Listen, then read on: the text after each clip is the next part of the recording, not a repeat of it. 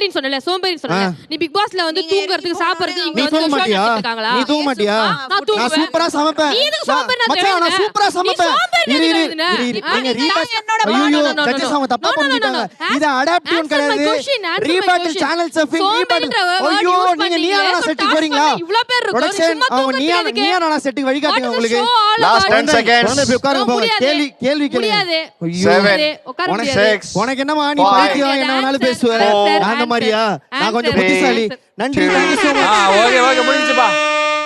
தம்பி உங்க அரவிந்த்ல ஓகே நீங்க இத்தனை பேர் உன்னை எதிர்த்து கேள்வி கேட்டது எனக்கு பெருசா தெரியல கரிஷ்மா உனக்கு எதிர்த்து கேள்வி கேட்க விடாம வச்சிருக்க பாரு